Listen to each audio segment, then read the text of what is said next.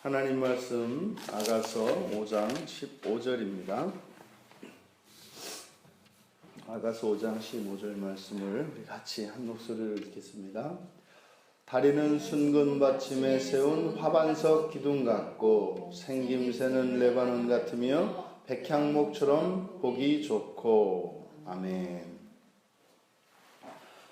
지금 술람 여인은 솔로몬을 통하여서 성전을 떠올리고 있고 에덴 동산에서 아담과 하와를 떠올리고 있습니다. 지금 여기에 사용되어진 이 다리라고 하는 단어가 이렇게 이제 언어 유희를 하는데요.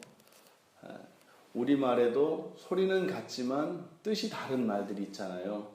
그래서 말하면은 우리가 입으로 하는 말이 있고 달리는 말이 있지 않습니까? 그래서 성경에 보면 종종 이런 이제 언어 유희가 나타나는데 여기에서도 다리라고 할 때 이 다리가 에덴입니다. 에덴 동산의 그 에덴과 발음이 같아요. 근데 물론 의미는 다릅니다. 에덴 동산에서의 에덴은 이제 즐거움이라는 뜻이고 여기에서 다리로 쓰이는 이 에덴은 다리라는 의미인데 그리고 이 단어가 아주 독특한 단어입니다. 사람에게는 무릎 아래를 뜻해요. 그러니까 무릎 아래 흔히 이제 정강이 밑으로 여기를 이제 사람에게 이 단어가 쓰였을 때는 무릎 아래에 이제 발 위에 있는 발목과 요 정강이를 말하는데 동물에게 이 단어가 쓰일 때는 넓적다리를 의미합니다. 그래서 제물로 드리는 이 화목제물의 이 넓적다리, 이 다리 제사장 몫으로 돌아가잖아요. 그게 이제 요 다리입니다. 그래서 성경에서 이 단어를 동물에게 쓸 때와 사람에게 쓸 때 그 부위가 달라요. 삼손이 블레셋 병사들을 도륙할 때 사사기에서 보면 그들을 죽이되 정강이를 쳤다고 그러는데요. 그때 이 정강이와 넓적다리를 쳤다 이렇게 얘기를 해요. 이 에덴이라는 단어를. 근데 우리 개역 성경에서는 그것을 넓적다리로, 그러니까 사람의 다리는 이제 밑에 다리로 해야 되는데 정강이와 넓적다리에서 이걸 구분해서 얘기를 하거든요. 그러니까 그때 삼손이 블레셋 병사들을 쳐 죽일 때 사람으로 보지 않았다라고 하는 그런 의미가 있어요. 그래서 그냥 짐승을 때려잡듯이 그래서 블레셋 병사들을 흔히 말하면 동물로 짐승으로 여기고 그냥 도륙하였다. 이런 의미가 있습니다. 어찌하였든 여기서 이 다리, 그 다리, 솔로몬의 다리를 의미하는데 순금 받침대에 세운 화반석 기둥 같고 라고 합니다.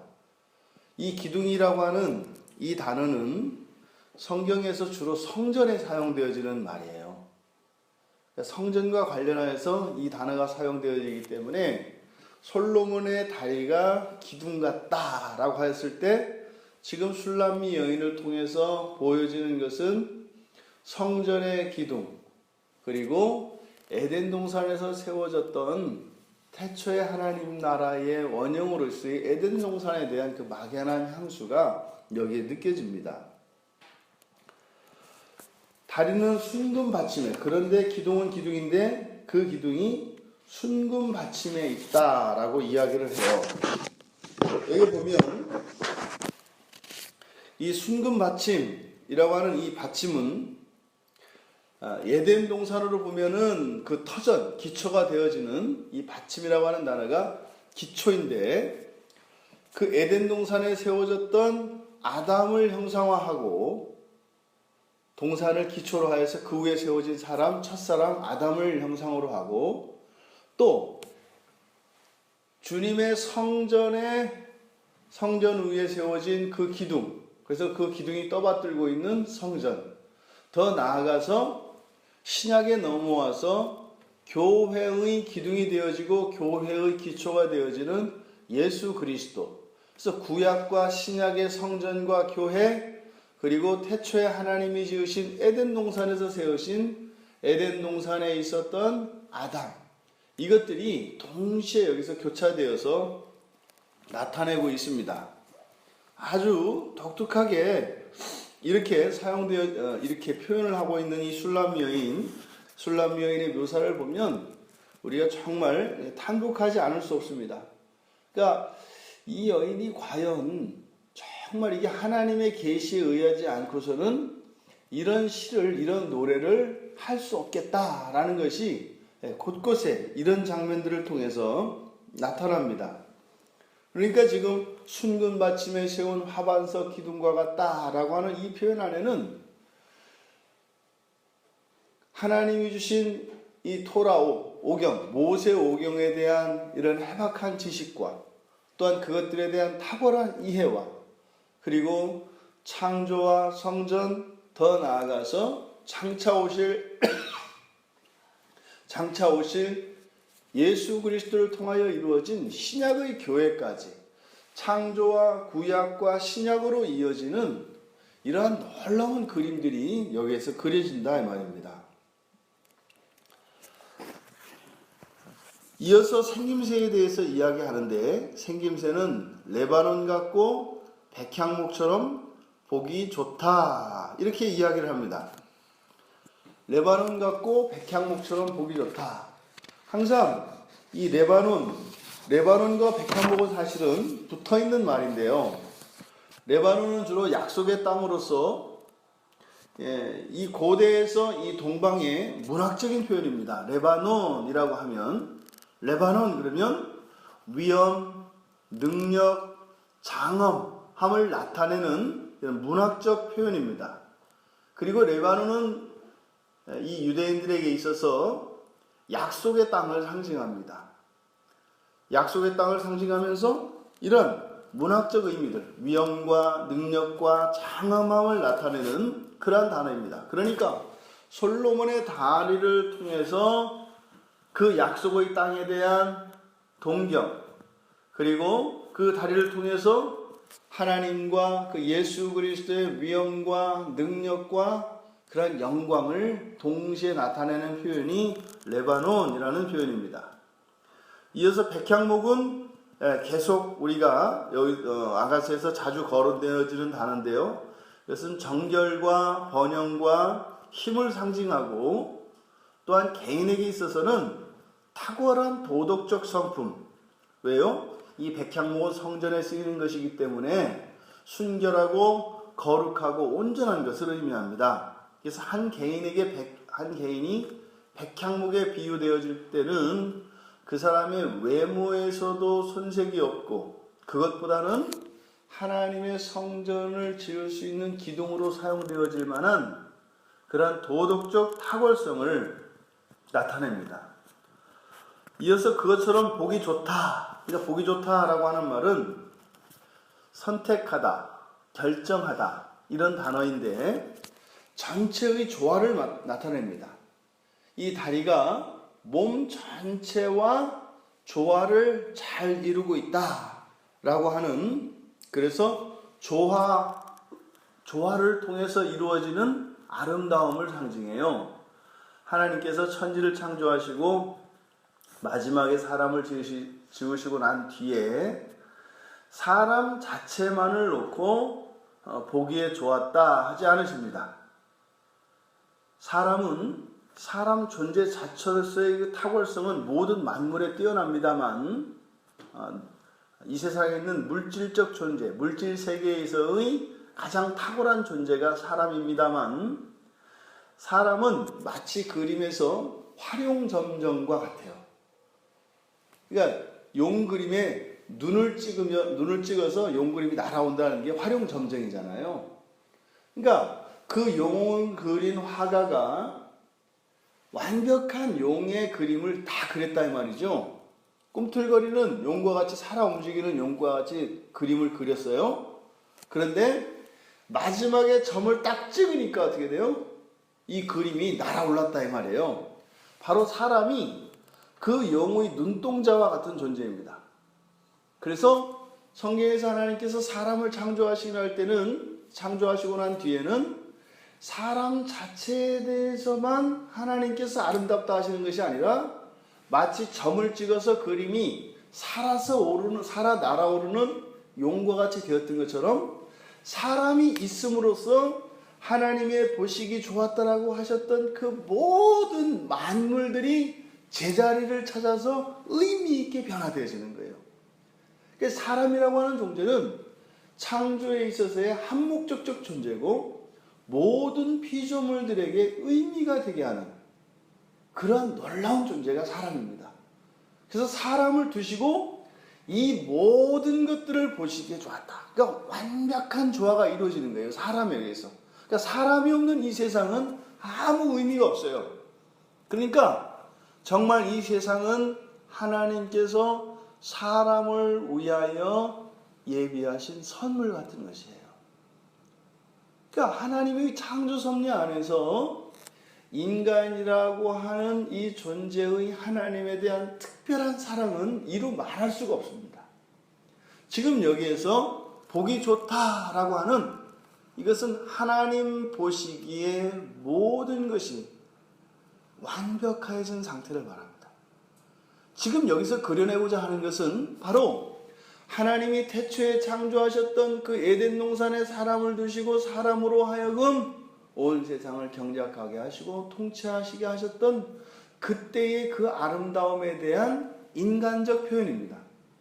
그러니까 하나님이 보시기에 이 창조세계 전체를 보시기에 심히 아름다우셨던 그 조화를 이룬 상태를 지금 술람 여인은 성전을 통해서 또한 하나님의 창조에 대한 하나님이 주시는 이러한 생각을 통해서 또 장차 예수 그리스도를 통하여 세워질 교회에 대한 그 완벽한 아름다움에 대해서 지금 노래하고 있다 말입니다. 그래서 교회는 아름답습니다. 주님의 몸을 이루는 이 교회는 아름답습니다. 근데 이 아름답다라고 하는 의미가 두 가지 의미로 우리에게는 다가옵니다. 첫째로는 규범적인 의미로서, 그러니까 무슨 말이냐면 교회는 아름답다라는 것입니다. 그러니까 어떻게 돼요? 교회를 아름답지 않은 것은 교회가 아니다라는 의미가 있어요. 교회는 아름답다. 꽃은 아름답다 했을 때 추한 것에 대하여 아름다움을 가지고 있는 꽃이라는 의미가 있죠. 이게 규범적인 의미예요. 그런데 또 서술적으로 꽃은 아름다워야 합니다. 이런 또 의미로도 우리가 이해할 수 있어요. 교회의 원형은 아름답습니다. 근데 실제로 이 세상에 있는 교회가 아름답지 않을 수도 있다라고 하는 의미입니다. 그 어떻게 돼요? 점점 아름다워져 가고 아름다워야 한다라는 의미입니다.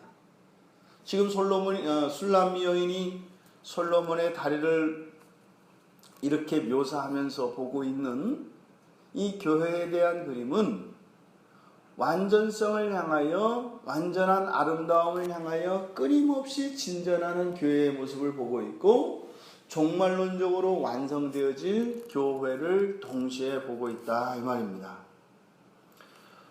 우리는 우리에게 주어진 교회의 아름다움을 얼마나 발견하고 있는가요? 또 그 교회의 아름다움이 우리에게 위로가 되고 또한 교회를 주신 하나님께 얼마나 큰 감사가 있는가요? 우리가 추구하는 즐거움과 이런 신미들, 그러한 신미, 마음에 느끼는 아름다움은 우리에게 기쁨을 주기도 하고 행복감을 느끼기도 하기도 하고 만족감을 주기도 합니다. 바로 우리가 이 세상에서 누려야 할 이런 신미적 요소의 모든 것들이 교회에 있다는 것입니다. 그러니까 이 교회는 우리를 하나님께로 인도하시는 구원의 유일한 기관이기도 합니다만 그런 기능만 가지고 있는 것이 아니라 무엇이에요? 우리의 마음의 풍성함과 멋스러움과 만족을 주는 것이 교회에 있다 이 말입니다. 근데 대부분의 우리 그리스도인들의 삶 속에서 관심이 어디 있는가를 보시라 말이에요. 그러니까 교회를 기껏해야 주일날 한번 와서 예배를 드리고 가는 것이라고 하는, 이거는 정말 엄청난 명화를 벽에다 걸어놓고 생전 보지 않는 것과 같다 이 말이에요. 이거 뭐 그저 그냥 그런 거죠. 무슨 재산적 가치로만 그림을 가져다 놓고 이게 무슨 그림인지 무슨 의미인지도 보지도 않고, 어떤 사람들은 그 사진을 찍어놓은 것만으로도 이렇게 가슴이 벌렁벌렁벌렁 하는 사람이 있는가 하면 진품을 갖다 놓고도 그런다 이 말이죠. 그러니까 이제 아주 저속한 졸부들이 그런 엄청난 작품을 갖다 놓고 누리지 않는 모습이 오늘날 우리 그리스도인들에게 있어서는 안 되겠다 이 말입니다. 이 교회의 아름다움, 이 교회가 주는 그러한 놀라운 만족을 이 지상에서 또한 우리는 누려야 할 것입니다. 그래서 주님이 교회를 주신 것입니다. 지금 술람미 여인은 여기서 그것을 보고 있는 겁니다. 솔로몬을 통해서 장차 세워질 그 교회에 대한 아름다움과 영광을 보고 있는 것이에요. 근데 그것은 어떻게 해요? 이 두 다리와 같이 주님의 권능과 그런 위엄과 장엄함이 깃들여 있대. 거기에는 놀라운 완벽한 조화를 통해서 이루어지는 그 하나님의 창조 후에 느끼셨던, 보시기에 심히 좋았다라 하셨던 그 아름다움이 원형적으로 에덴 동산이었다면 모형적으로 이 교회 안에 있다 할 말입니다. 그 아름다움을 위하여 우리가 이 교회를 섬기며 그렇게 신앙생활을 해나가고 있는 것입니다. 그러니 또 교회라고 하는 것은 이 예배당을 이야기하는 게 아니잖아요. 우리들 성도 한 사람 한 사람이 교회 아닙니까? 그러니 우리가 주님의 몸된 교회의 지체로서 우리들의 아름다움이 곧 교회의 아름다움 내용을 기억하여서 주님의 영광을 드러내는 그 일에 우리가 영광스러운 마음으로 참여하고, 또한 그 교회를 누리실 수 있는, 그 교회의 영광을 알아 그 교회로 기뻐하며 만족할 수 있는, 그래서 때로는 지치고 힘들 때 우리의 삶에 우리에게 교회가 있음으로 인하여 새 힘을 솟게 하고 우리에게 소망을 갖게 하고 만족을 주는 이러한 놀라운 은혜가 여러분 모두에게 임하기를 바랍니다. 잠시 기도하겠습니다.